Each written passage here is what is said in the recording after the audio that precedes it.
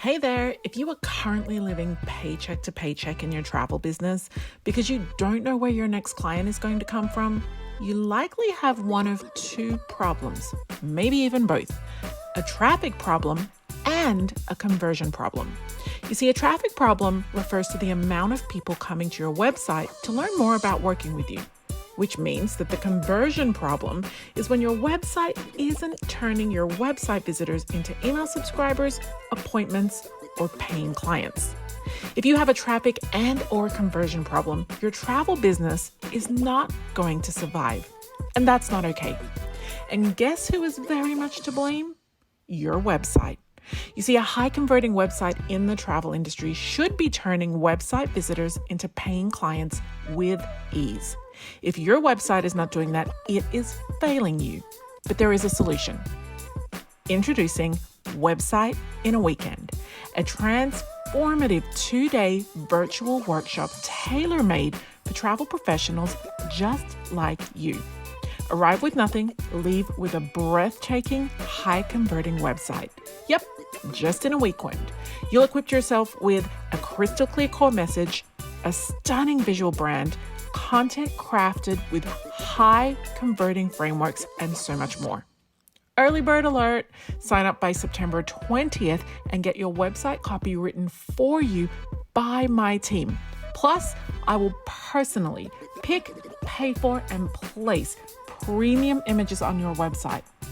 Dates, mark your calendar, October 27th and 28th. Y'all, October 28th is my wedding anniversary. Show up. I'll be there for you. It'll literally change your business. Still unsure? Just ask Lisa. She transformed her website from meh into magnificent. And she says, it was worth every penny. My site now speaks to those that I want to work with. I highly recommend it. Or ask Patty, who says, all thanks to you and your team, Sandra, I get so many compliments and new clients. I'm actually having a hard time keeping up with all the new bookings. So why wait? Elevate your online presence, attract ideal clients, and say goodbye to your website woes. Ready to soar? Join Website in a Weekend and let's make magic together. Head over to travelmarketingandmedia.com/website to learn more and book your spot. That's travelmarketingandmedia.com/website. I'll see you there.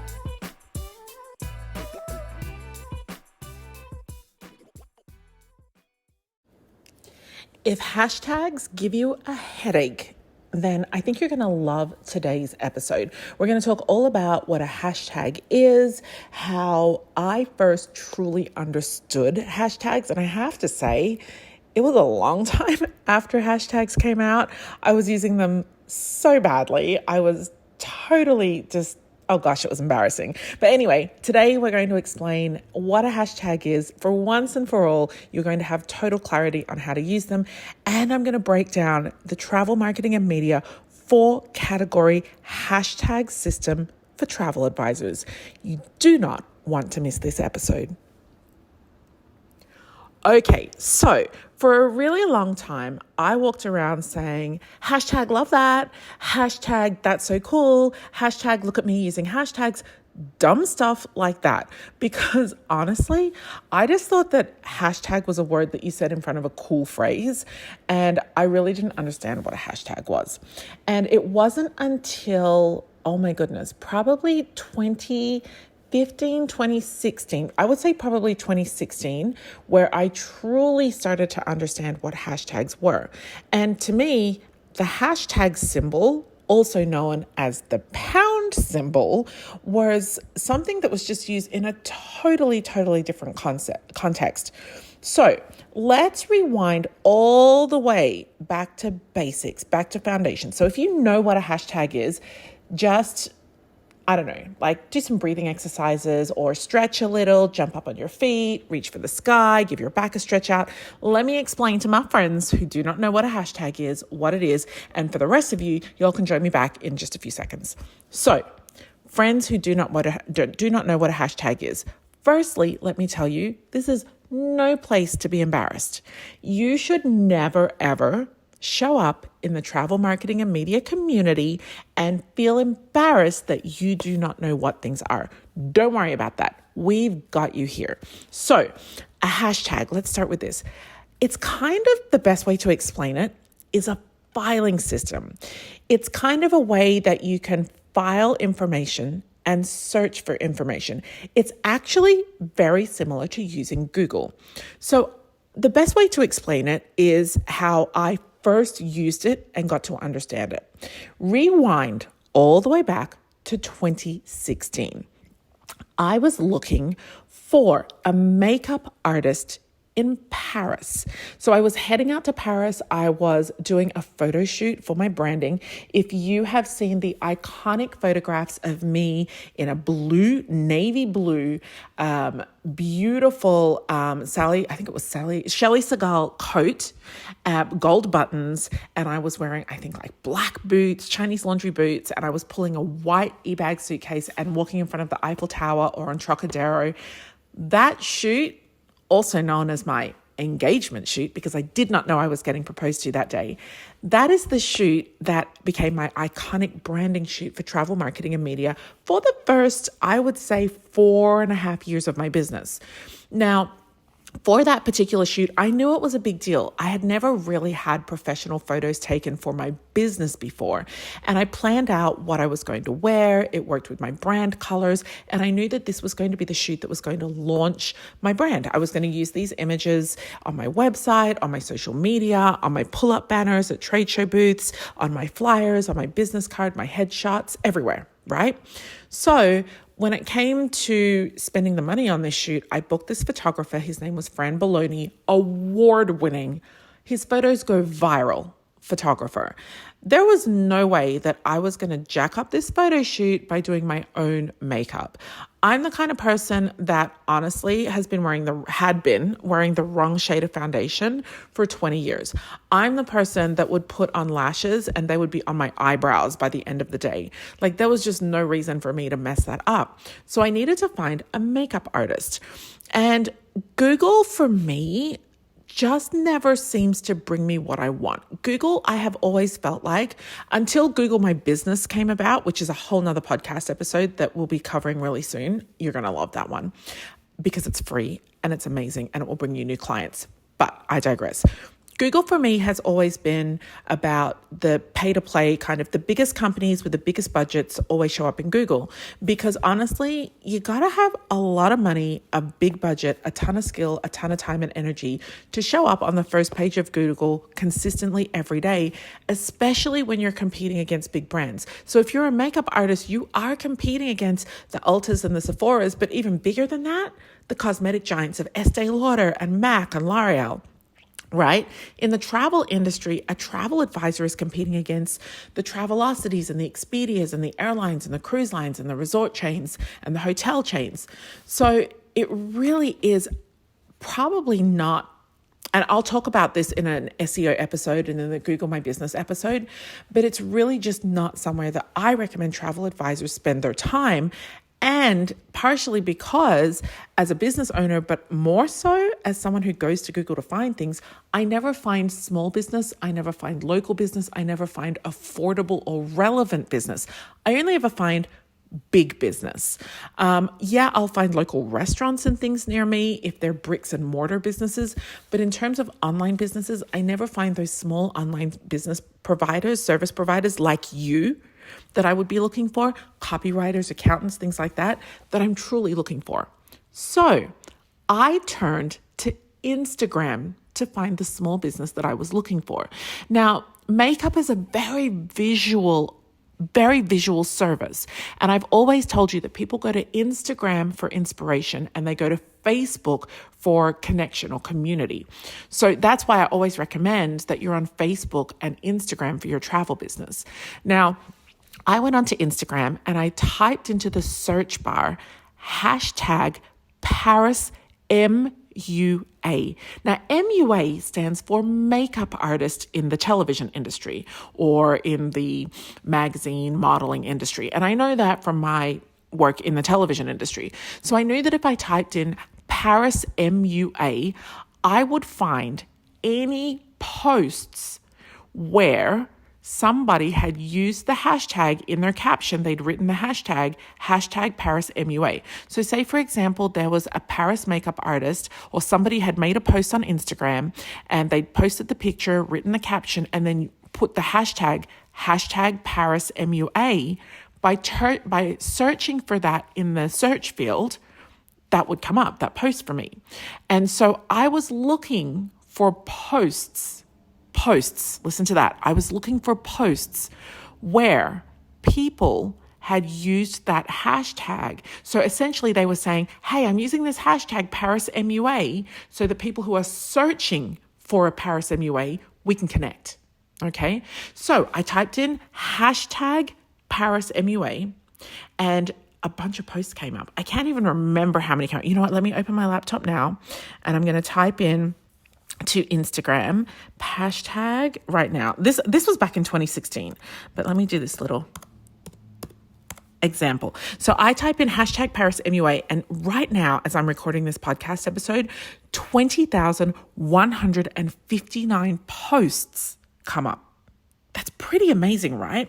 Now, if I typed in Paris makeup artist, which is kind of a long way of doing it, 31,162 posts come up. I'm not surprised that 31,000 as opposed to 20,000 come up because a good makeup artist will know that regular people wouldn't know MUA. So they know to use MUA and makeup artist. They're probably using both hashtags. So when I went through and I clicked on that, and you might want to run this experiment on your own computer, go in and type in hashtag Paris makeup artist. The first thing that comes up is all of these 31,000 posts. Now I start scrolling and what do I see? I see beautiful brown women just like me. I'm specifically looking for brown women because I want a makeup artist that knows how to do makeup on my melanin, on my skin color. Yeah, because I'm not good at it. So I want someone who is, right? I want someone who's not going to make me look too yellow or too ashy or too gray or too blue. That's a thing. So I click on the first woman that looks like a normal woman, not a model, because I'm no model. And I click on that and I click on the first brown woman. She's an Indian woman. Oh my goodness. Breathtaking. I think this is for her wedding. I click on her and I see her beautiful makeup done. And I think, yes, I would love to have my makeup done like that. I click through the next image and it's her before and after shot. And I think, wow, she's just a regular girl, just like me. And she looks breathtaking with this makeup done. So then I look and see who posted this. And guess what? It's a makeup artist. So then I click on that makeup artist's Instagram account and I get to see all of her work. And I read her bio and I see that she's a makeup artist in Paris. And then I see that I can DM her for bookings. Now, various makeup artists had different ways that I could reach out to them. Some of them had websites on their bio. Some of them had links that I could click on. Some of them said just to email me. Some said just DM me. And I was able to go through all of these posts where they had used the hashtag Paris MUA or hashtag Paris makeup artist. And I was able to find dozens of makeup artists in Paris that I could book. So needless to say, I booked the most amazing makeup artist. Her name was Lauriane. She was 24 years old. She was originally from Africa. She had immigrated to France and she was just incredible. And I have pictures of her to this day. I've stayed in contact with her to this day. Gosh, this is what, 6 years later at the time of recording this episode. So I hope that helps you to understand. Lauriane used the hashtag Paris MUA. She also used Paris makeup artist. She used that so that anyone who was looking for a service like the one that she provided would find her searching for that. So kind of like Google, how you go into Google and you search for whatever you're looking for. And I, as a searcher, was using that hashtag thinking, well, as a keyword or a key phrase, thinking, gosh, well, hopefully I can find someone who's using that hashtag, right? So that's how I found my makeup artist in Paris. Lorianne. So I hope that explains to you better what a hashtag is and how you, as a travel advisor or as a business owner, would use hashtags to, put yourself out there and show who you are, what you do, and who you do it for. Because if you use the right hashtags, the people who are looking for you will be able to find you when they're searching in Instagram. So I'll be back after this quick break, and I want to explain to you our 4-category hashtag system that any travel advisor can use, whether you have just one follower or 100,000, whether you have never used a hashtag in your life, or if you're just starting out. I'm going to show you this hashtag strategy. It's completely free. It doesn't matter if you've just learned a few minutes ago what a hashtag is, but I'm going to walk you through the 4 categories of hashtags, how you use hashtags from each category. And if you use our bundles, whether or not you're a member and you subscribe to our bundles, or you buy them a la carte from our store, or maybe you create your own content for social media, how you can use this 4 hashtag category to be able to be found as easily by your ideal client as I found Lorianne, the makeup artist in Paris. I'll be back with you after this short break to show you this 4-category hashtag system by Travel Marketing and Media. Okay, so let's talk about this 4-category hashtag system. You might want to pull up the visual of this, but if you don't have it in front of you right now, don't worry about it. So I'm going to kind of describe it for you if you're driving. I do not want you to open your phone. If you are driving, if you're out walking the dog, or if you're on a bike or doing something else, I don't want you to do anything that's going to distract you that's unsafe. So just draw a square, or imagine a square in your mind, and divide that square into quadrants, as if you were cutting a sandwich into little squares. Then what I want you to do is to name them. One would be industry, one would be niche, one is ideal client, and one is location. Now, you don't have to remember those, of course. I'm going to walk you through those. And of course, if you want to have the visual of this, head over to our podcast page. And when you click on this podcast episode, it will take you through to the notes. And in the notes, we will have a link to this graphic. It's really important that you can see this there. So let's have a talk about each of these. Now, every post that you make should have hashtags from each of these categories that are relevant to that specific post. So one post, a bunch of hashtags, and of those hashtags, pick a hashtag or 2 from each of these 4 categories. The reason for that is so that you get a variety of hashtags, number 1, that are all relevant to the post, but number 2, that are spread across the 4 categories that are going to kind of encapsulate, I guess, we talked about at the beginning of the episode, the way that I searched for Lorianne. These 4 categories are going to really help you to get found by the people who are looking for you. So it's just a good way. We've kind of pre-thought, we've kind of done the legwork for you and come up with the 4 different categories, the 4 ways that people will search for you. And no matter what your post is about, these 4 categories are going to help you. So the first category, and these are not in any specific order, so it doesn't matter where, in which square of the 4 you dedicate each one to. The first one is called, I'm gonna run through each of the 4 of them and then give you the 3 steps to doing this activity. So the first category is industry. These are travel related hashtags. So these are hashtags like hashtag travel, hashtag vacation ideas, hashtag travel planning, right? So they're very broad, generic travel hashtags, yeah? The second category is niche, and these are your niche-based or your specialty-based hashtags.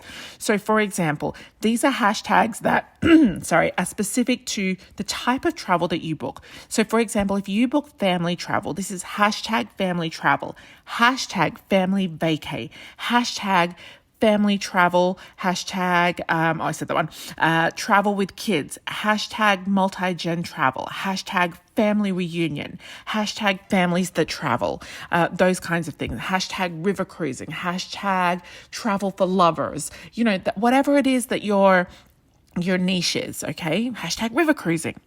The next category, so the first one's industry, the second one is niche, the third one is ideal client. So these are hashtags that your audience would resonate with. So back to that family travel example, hashtag mom life, hashtag family time, hashtag mom goals or mama goals. Because if I'm all about family travel and I am the person that books the family travel, I'm the mama of the house, I would use hashtags like hashtag mama goals, hashtag quality time, hashtag, because those are the kinds of hashtags that moms use, and those are the trendy kind of hashtags that you'll see on the posts of the content that ideal client uses. And how do we know this? Because when you start looking into the types of posts that ideal client makes, you'll see those hashtags come up over and over and over. Now, you're probably thinking to yourself, how do I even know what hashtags my ideal client uses? Guess what? Why do I always tell you guys? This is where it's critical that you intimately know your ideal client. If you don't know the kind of person that you book travel for, if you don't know your ideal client really well, you're always going to struggle with your marketing. Always, always, always, always. You have to know your client really well. A few days ago, I put up a post on, you know what, I'm going to pull it up really quickly. It's close to where I am. I'm going to I put up this post and it says, if you can binge watch season 2 of Bridgerton in a weekend, you can batch create your content for a year.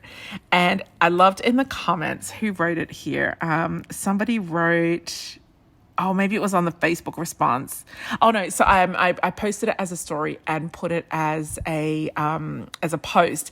And then when I posted it as a story, somebody wrote back to me, and I want to find it because it was really funny. Somebody wrote back to me and she says, I feel attacked. It was really funny. And I wrote back and I said, same girl. And she said, you know me so well. And I said, I know my ideal client. And we joked about it. But it was really funny because she just said, you know me so well. You know us so well. And I laughed, but it is true. I do know my ideal client. And I'm not saying my entire ideal client likes to watch Bridgerton.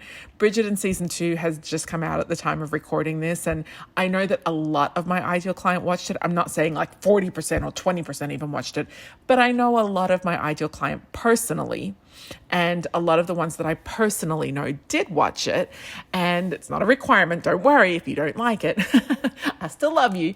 But it was just the point that it's whether it's Bridgerton or it's Mad Men or it's Parts Unknown or it's whatever it is that you binge watch, or maybe binge watching is not even your thing. Maybe it's hiking. Whatever it is that you choose to do with your time on the weekend that you spend your entire weekend doing. If you can spend your entire weekend doing one thing that you truly love, you can make time to batch create your content at some stage during your work week. It was just about the whole concept of putting in a large amount of concentrated effort into one task, focused time. That's the point I was getting across. But this person in my community wrote back and she's like, you really know us. And like I said, it wasn't the Bridgerton concept. It was the concept of focused time on one particular item, one particular task. And that's what I want, my point that I want to get across to you. If you know your ideal client so well, you will make comments and you will give content and you will reach them and resonate with them in a way that they'll be like, oh, you get me, So don't be, when you get to these tasks where I'm saying things to you like whatever hashtag your ideal client uses, don't panic. Do not panic when you hear me say that and you think to yourself, I don't know what that is. If you don't know what that is, this is this moment for you to take pause and to say to yourself, okay, this is just a flag to me Sandra's telling me, this is a flag to me that I do not know my ideal client well enough right now yet. That's my favorite 3-letter word in the world, yet.